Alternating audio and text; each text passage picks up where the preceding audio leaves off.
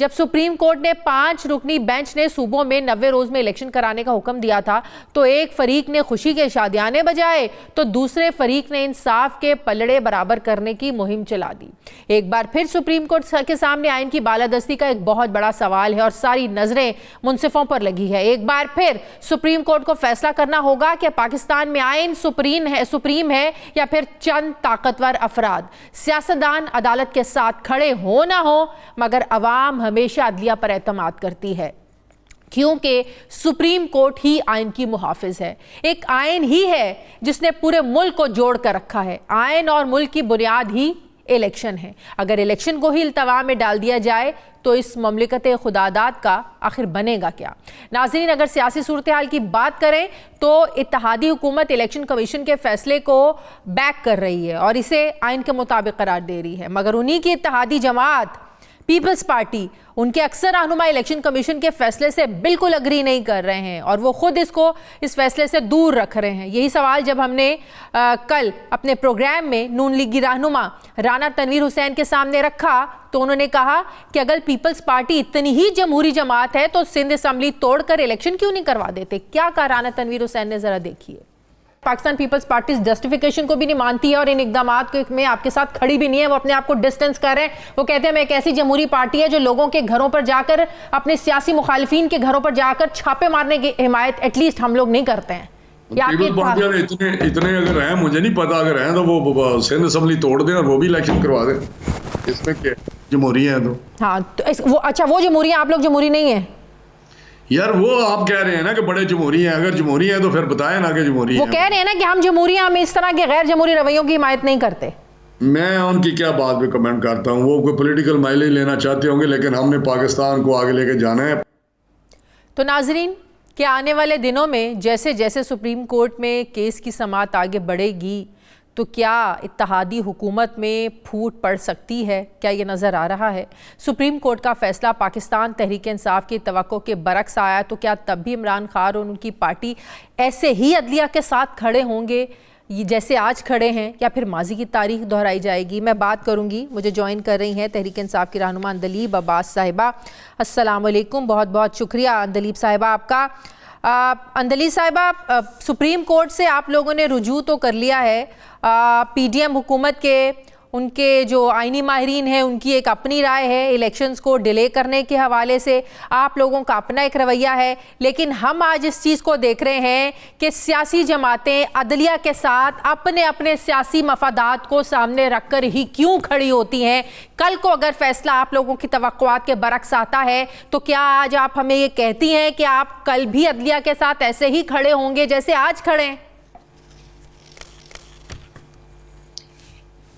शुक्रिया शाजिया।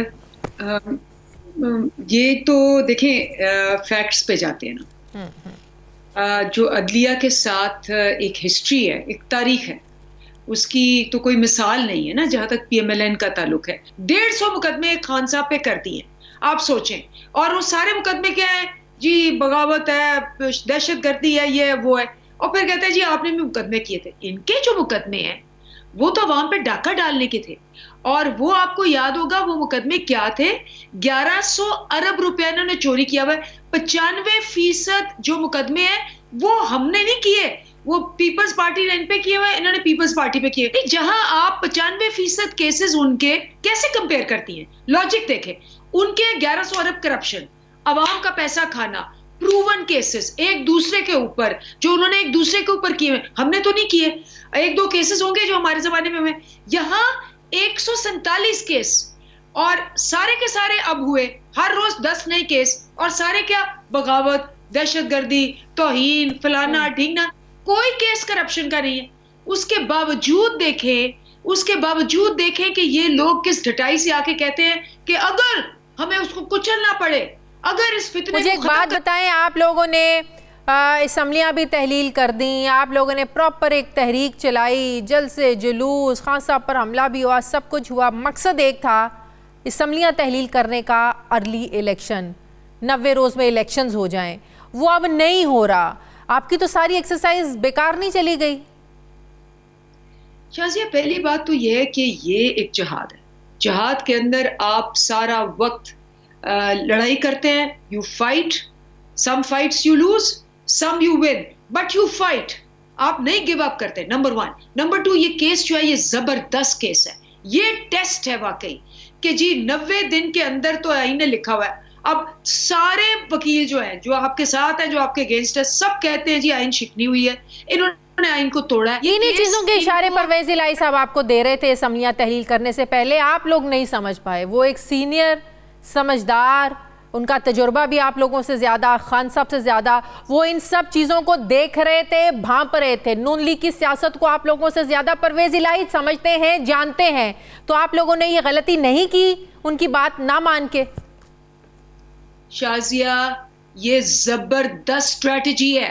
आप देखें ये किस तरह से कूद कूद के मैं कह रहे थे कि करो असेंबलियां, अब ये दीवार तो वो तो कह रहे हैं हमने ट्रैप किया है, वो तो मान गए कि हमने ट्रैप किया है और आप ट्रैप हो गए। ये देखें, ये इंतखाबात तो होने पड़ेंगे और इनको करवाने पड़ेंगे, लेकिन साथ साथ इनको पेनल्टीज भी होंगी, क्योंकि इन्होंने क्या कहा, इन्होंने कहा जी वो जी पैसे नहीं है, ओ जी सिक्योरिटी नहीं है। मुझे बताएं कि एक जमात आके कहे कि जी 3 साल वो खत्म हो जाए, उसके बाद कहे जी 3 साल तुम्हारे पास पैसे नहीं होने क्योंकि IMF नहीं आया, तो 3 साल। अब जिस जमात का दिल करेगा जो नहीं परफॉर्म कर सकी वो 8 साल 10 साल, तो क्या फर्क रहा ज़ियाउल हक में जो मुझे एक बात बताएं, क्या ये बात दुरुस्त नहीं है कि पिछले साल नवाज शरीफ और शहबाज शरीफ PDM की हुकूमत इंतखाबात करवाने पर सब कुछ राज़ी हो गए थे, मान गए थे, लेकिन एक शर्त आप लोगों के सामने रखी गई थी कि आप लॉन्ग मार्च का ऐलान ना करें, लेकिन आप लोगों का तो जो जल्द इलेक्शंस का मुतालबा था वो आप लोगों से यही रिक्वेस्ट की गई थी कि आप लोग सिर्फ 25 मई तक का इंतज़ार कर लें, 29 मई तक का इंतज़ार कर लें, क्योंकि कतर में मुज़ाकरात होने थे IMF के हवाले से, और उसके बाद हर कोई राज़ी था इंतखाबात के हवाले से कि इंतखाबात की डेट अनाउंस हो जाएगी। लेकिन आप लोगों ने अपना जो था वो लॉन्ग मार्च अनाउंस कर दिया। उसके बाद लॉन्ग मार्च का भी हाल हम सब लोगों के सामने है। तो क्या ये गलती नहीं थी आप लोगों की? अच्छा शाजिया, एक तो आप उस बंदे की बातें ये कोट कर रही हैं जो कहता है कि मैं पॉलिटिकल इंटरफेरेंस नहीं कर रहा था, और वो सलसल ये बातें करी जा रहा है। तो उस बंदे की बातों के ऊपर तो वो खुद मुकर गया कि मैंने नहीं कहा था ये, और मैं वो किसी और सहाफी को फोन करके कह रहा है कि इसको जरा ठीक कर दो। मैं तो आपको बता रही हूँ जो पार्टी के अंदर है, 2 भाई माशाल्लाह, एक की लॉबी ये है, एक की लॉबी वो है।